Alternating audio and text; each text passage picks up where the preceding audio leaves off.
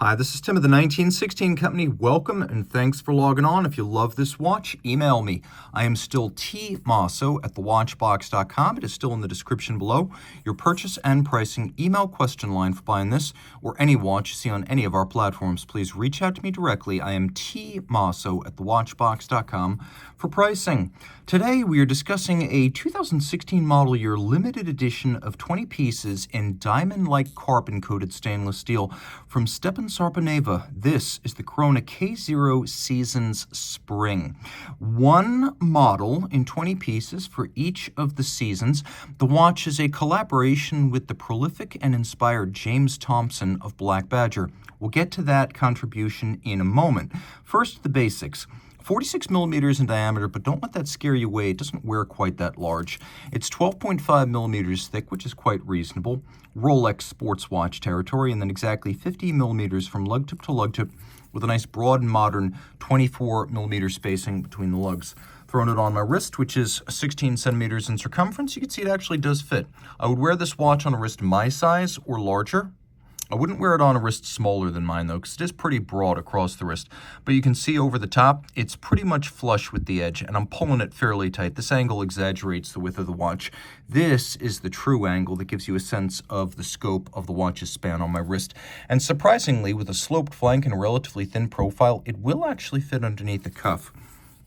The strap has a sort of velvety nubuck texture to it. You can see medium rectangular scale alligator leather, a cut we don't see too often, and then a super broad sheer cut side showing you the meaty layers of leather applied. This is very generous and very durable, likely to last a long time. You can see it is a factory Stepan Sarpaneva strap, no crimping, no gouging on the bottom. It's calfskin underneath.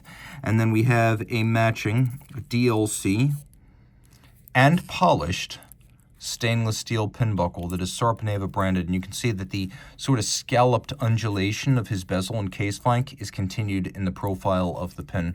The lugs are very short, and one feature I happen to enjoy is that the side of the case is flattened, it's blunted, so that the strap has absolutely no impediment to its range of motion. So if you're borderline size-wise to wear this, you can pull the strap straight down. That's not always the case when a strap is this close hauled to a case flank. No, everything here is a matte finish. You can see all the way around there is no gloss.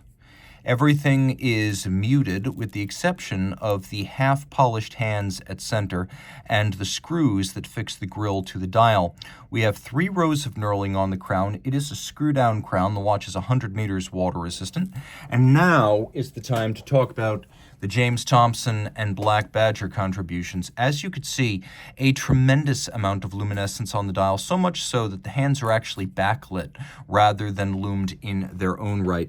The more you charge it, the better it looks when the light goes out. I have very soft diffuse light in my light box. Your results will be a lot more impressive than mine. Now, the watch does feature a lovely blued, counterweighted seconds hand, and that includes a hacking seconds function. As you can see, stop the seconds hand, synchronize the watch directly to a reference time. The hands at center are unique and distinctive. They are a Sarpaneva exclusive with a wonderful tapering tip, an extension that proportional purists will love. The minute hand extends to the minutes, the hour hand just kissing the hour indices. And you can see they're half frosted for better contrast. Below that, there is a matte finished black grille, and then we have a lighter natural metal toned grille that sits above that encloses all the hour indices and defines a sort of metallic sectoring. You can see right from the center out, we have concentric circles of sectors separated by individual sector rings. So this is, in its own very future-forward sense, a sector dial, and you can see the three-dimensional qualities and the depth are outstanding. We're going to screw that crown back in now.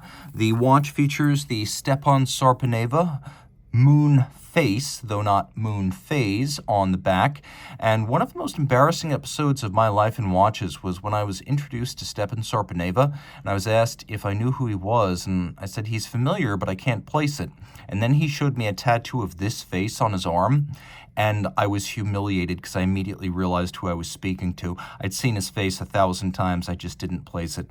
As you can see, a little bit intense, moody a bit. I would call him a brooding kind of moon phase, but also very much a likeness of the man himself. Taking a look, you can see a sort of media blast over the center, and then we have a concentric brushing around the edge. There's the logo of Black Badger right there. And of course, this is number 10 of 20. That's a nice round number in the series halfway through. And inside we have a Soprod A10. That is an automatic that's a drop-in replacement for the 2892 of high quality. It's an excellent movement. 4 hertz beat rate, 42-hour power reserve, stop seconds, 25 pivot joules. It is distantly based on the Seiko 4L family, so you know that it has quality in its gene pool. If you love this watch, reach out to me. I am T Mosso at thewatchbox.com for purchase and pricing details.